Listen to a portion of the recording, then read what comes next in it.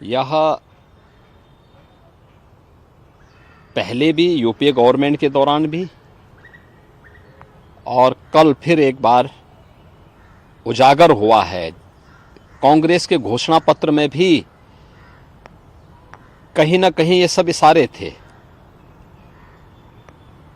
ऐसा नहीं कि जो सैम पित्रोदा ने कल कही है बात 2011, 12, 13 में तत्कालीन जो मंत्री थे पी चिदम्बरम, उनके द्वारा भी इन सब चीजों की वकालत बार बार की जाती थी।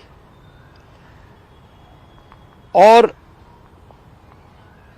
कांग्रेस जिसने देश के संसाधनों को लगभग 60-65 वर्षों तक लूटा, अब उसकी नियत लोगों की, आम जनता की संपत्ति पर लगी हुई है।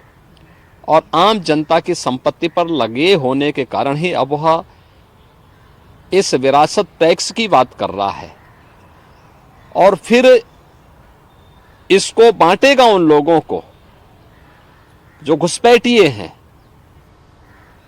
आखिर कौन नहीं जानता कि असम के अंदर, इस देश के नॉर्थ ईस्ट में या देश के अंदर अलग अलग भागों में जो करोड़ों की संख्या में घुसपैठी आए हैं, रोहिंग्या आए हैं, इनके पीछे तो कांग्रेस का ही वोट बैंक की पॉलिसी है। तो वह देश की कीमत पर राजनीति इन्होंने पहले से ये करते रहे हैं और विरासत टैक्स उसी का हिस्सा है। एक तरफ ये आम जनता को टैक्स लाद करके तबाह करेंगे, उनकी संपत्तियों को जबरन अपने कब्जे में लेंगे और फिर उन घुसपैठियों को, उन लोगों को देंगे जो लोग, जिनका भारत से कोई संबंध नहीं है। सैम पित्रोदा ने कांग्रेस की उसी मंशा को उजागर करने का एक प्रयास किया और उसने उसी बात को कहा है जो कांग्रेस का वास्तव में प्रयास है। वो तो अच्छा है 2014 में कांग्रेस की विदाई हो गई, अन्यथा कांग्रेस उसको उसी समय लागू कर चुकी होती।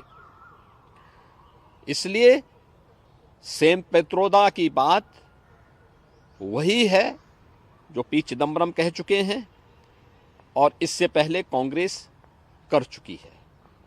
सर, कर्नाटक मामले देखने में आए जिसमें मुस्लिम्स की ऑलमोस्ट सभी जातियों को भी शामिल करने के भी मामले कुछ सामने आ रहे हैं। आप किस तरीके से देखते हैं इसको? कांग्रेस का वक्तव्य बहुत दुर्भाग्यपूर्ण है और भारत के इस्लामीकरण करने और भारत को विभाजन की ओर धकेलने का एक कुचेष्टा का एक हिस्सा है। कांग्रेस यूपीए सरकार आने के बाद उसने उस समय भी इस प्रकार के कुत्सित प्रयास किए थे। पहले जस्टिस रंगनाथ मिश्रा के नेतृत्व में एक कमेटी गठित की थी और रंगनाथ मिश्रा कमेटी ने एक प्रयास किया था। उस समय भी उस कमेटी की जो रिपोर्ट थी वह इस बात की ओर ध्यान आकर्षित करती थी कि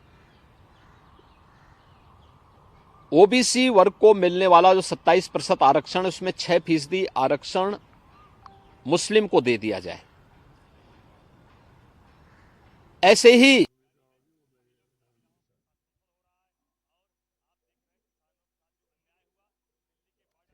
आप देख रहे हैं